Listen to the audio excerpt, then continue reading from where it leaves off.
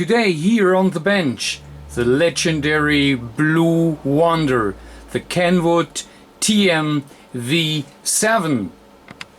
And it came in with a weird squelch threshold problem. Welcome to another episode of TRX Bench. Okay, and here it is, and well, it is really a weird problem what we are here facing. So you see, it is already connected, and I'm already feeding in two signals, a 2-meter signal and a 70 centimeter signal over a combiner. So I have two generators running, and you can hear it if I take away here our squelch, and it is, as you already hear, a very low signal because the problem is that suddenly after a while of operation it opens the squelch, but without having a change in the signal, right? So that is the reason why I'm feeding in only very little signals to really directly recognize when it is changing the condition. And the same here on 2 meter. So as well, a very low input level, again over a combiner. So both signal generators are delivering its signal. And now we have to wait until we can reproduce the fault, and then we can go ahead and think about how to approach this problem.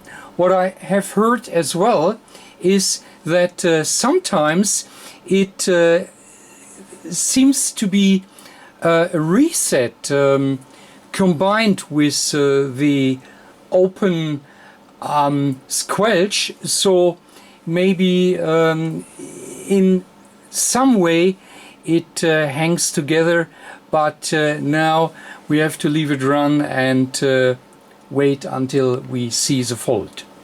Yeah, and for all of you who might wonder what a splitter combiner is, so that is what you see here.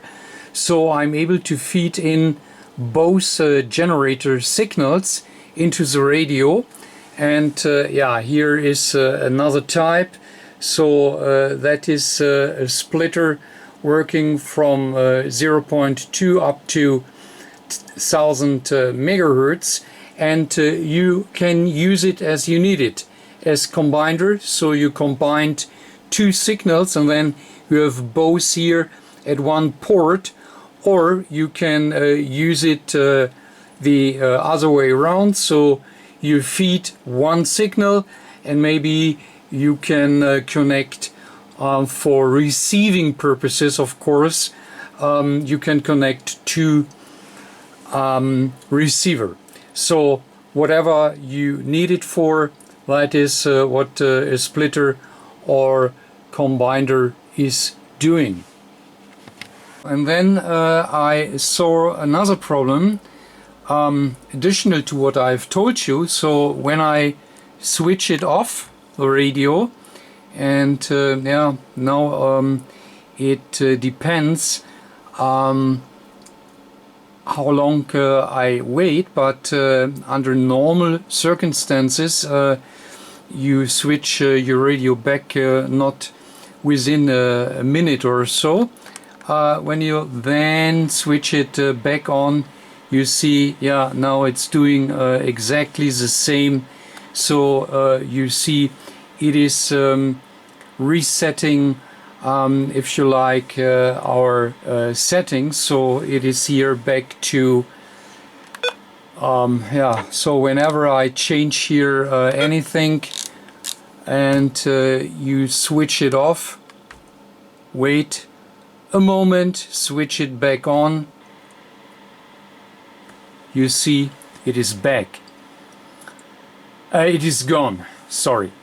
So you might think that this is a lithium battery issue, so that the battery is gone, but this radio does not have a battery for our memory.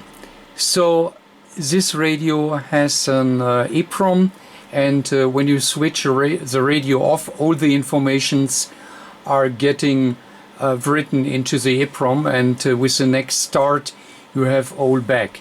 So that means we need to do another procedure called hard reset, and let's see if with a hard reset it will work.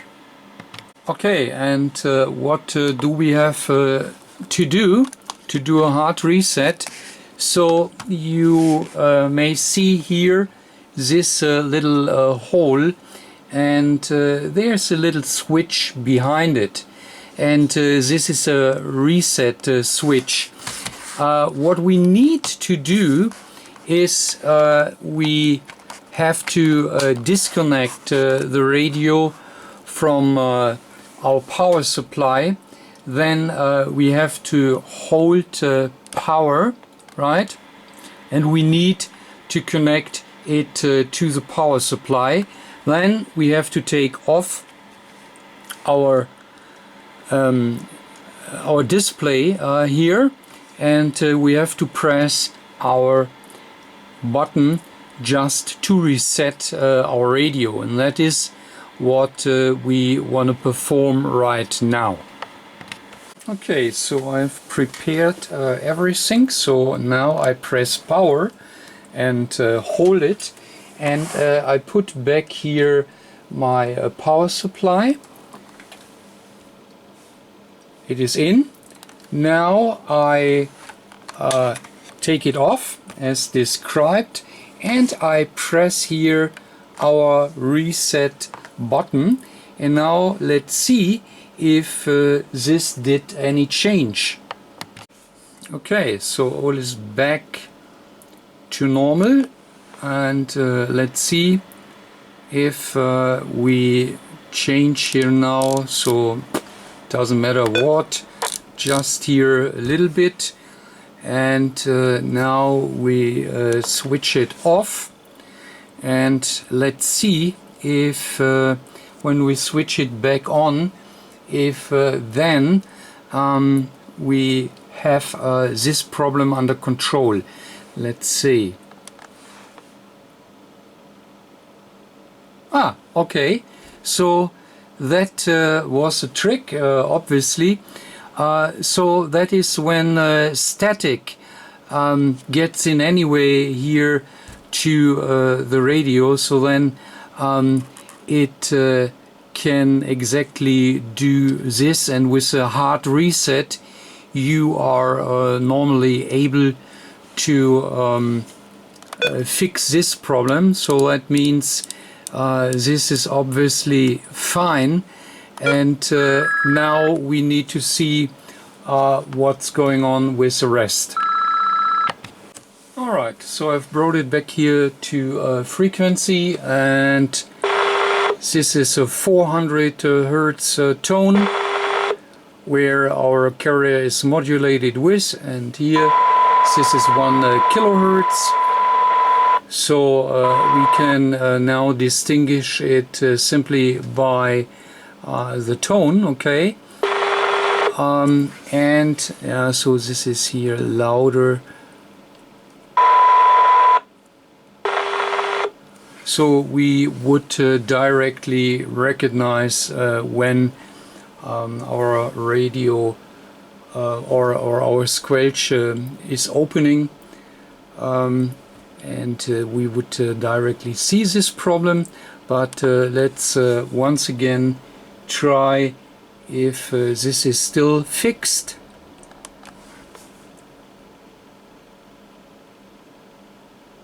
Yes, looks good. Okay, now we have to wait. Okay, back to our Blue Wonder here. Why back? Well, it is now really 5 days later. So I've just taken here our radio away from my test track, and I can tell you, yeah, sorry, this is gonna be a real short video, as the fault never occurred again. So I really thought it is something exciting, but obviously it isn't. So let us connect the radio here last time here on the bench. Let's do here our final testing, and yeah, I believe that's it. Okay, here we are, and let's switch it back on, and yeah, wonderful.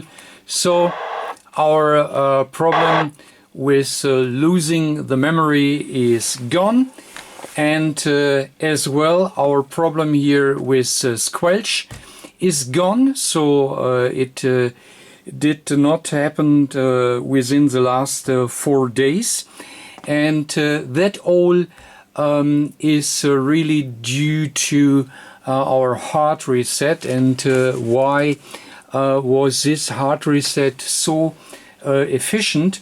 Well, let's talk about a bit about what they have done here. So in this series they tried to leave the lithium cell out of the radio, which is a good idea. So remember earlier repairs where our lithium batteries really were leaking out and destroyed the board, and that is of course known by all radio manufacturers. So a lithium cell in general is not really the best idea, but you see they tried to manage it in a different way. And I mean, it is really nice if you write your last settings into your EEPROM, and with the next start you can load these data, but there is a disadvantage, and you know, that is a kind of yeah, it is really a kind of electrostatic, and yeah, then it happens that, you know, this write and read process doesn't work very good, and you get a bunch of funny faults. So with you know, our squelch and losing the memory, and then I recognized that you know, the volume level was different from both channels, and as well as the sensitivity. So all was due to this electrostatic thing we have here, and with the hard reset all is gone.